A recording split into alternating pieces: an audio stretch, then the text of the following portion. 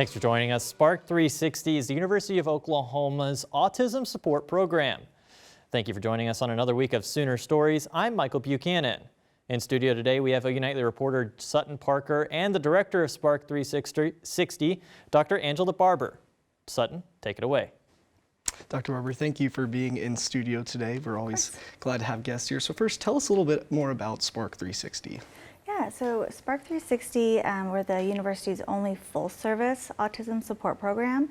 So we work with students from the time they enter the university to when they graduate. We kind of start by bridging the gap between high school and college. Students in high school get a lot of supports, and then they come to college and they don't have hardly any. And so we help them navigate that, and then as they grow and progress throughout their college career, we help them prepare for life after college, whether that be career, graduate school, whatever they're interested in. And so how did it really get a start here? How did Spark 360 start?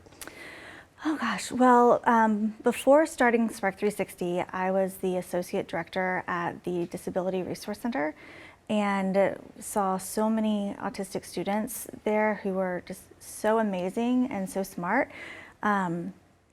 just fail, have to take semesters off, drop out, just not do well. And it wasn't because they couldn't do the work, it was because the university isn't built for neurodivergence. And so when Dr. Kendra Williams-Deem at the Zaro Institute for Transition and Self-Determination through the College of Ed,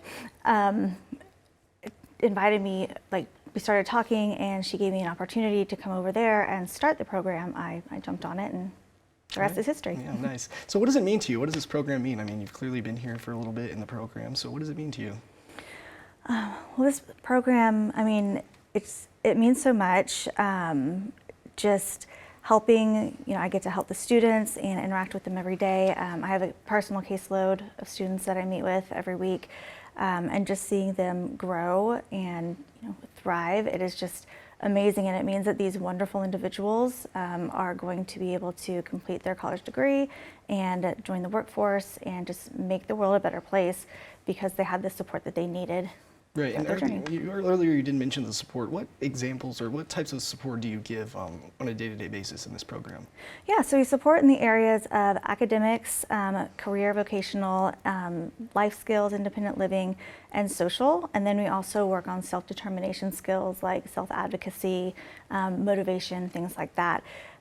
So we meet with our students on a weekly basis. They each have an assigned coach that they work with, the same person. And we go over kind of academics, what they have going on for the week, make sure everything's organized, ready to turn in. And then we work on, if they have any problems outside of academics or things they're struggling with. And then we bring in community partners, university partners to do workshops for them. We've partnered with Career Center, Money Coaches, the Writing Center, the library, academic success coaches. And so they'll do workshops for our students.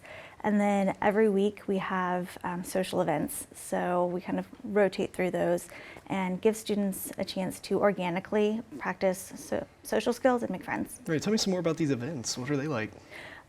So we do movie night they're on Friday. So the first Friday of the month is movie night, and we just have a big TV, we pop some popcorn, and everybody comes and hangs out.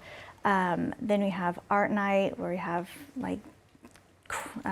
colored pencils and markers and coloring books and just plain paper and just kind of hang out and chill. We do game night where we play a lot of card games usually, and then we have a monthly social where we go somewhere. So we've been bowling at Sooner Bowl. We did an escape room up in the city. This month we just went to Soonercade in Sooner Mall. And next month, I don't know what we're doing next month, actually. I think it's TBD. That's amazing, that's amazing. And how many students are a part of the program? We currently have 15, although we have, I think, 6 or 7 incoming students for the fall. So we'll have around 20 in the fall. Yeah, that's great. And so can you tell me some of your favorite memories that you've made through this program, or your favorite times? I just love when I see kind of a breakthrough with a student that, I've had students that maybe struggled with something in the past. If, something happened in a class where they missed an assignment, they would just start to spiral. And then Now, after working together a couple years, they miss an assignment and it's okay. They just move on. They finish it, they turn it in late, and they move on. And so just watching them, grow. I have a student that when he started the program, he wasn't even sure that college was for him, and now he really wants to go to graduate school, and he's applying to graduate programs. So just getting to see, these students just thrive and mature into adults. Right. And Autism Awareness Day is coming up soon. So are y'all doing anything special for that, or?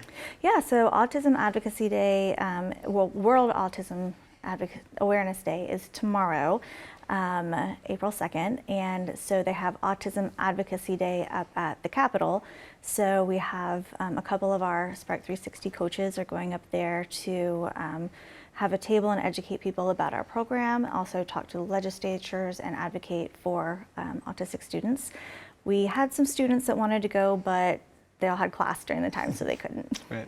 And thank you so much for joining us today. We really appreciate you sitting down and telling us more about this program. Back to you, Michael. Thanks, Sutton, and thank you, Dr. Barber, for joining us. Thank you for watching us. Join us next week for another episode.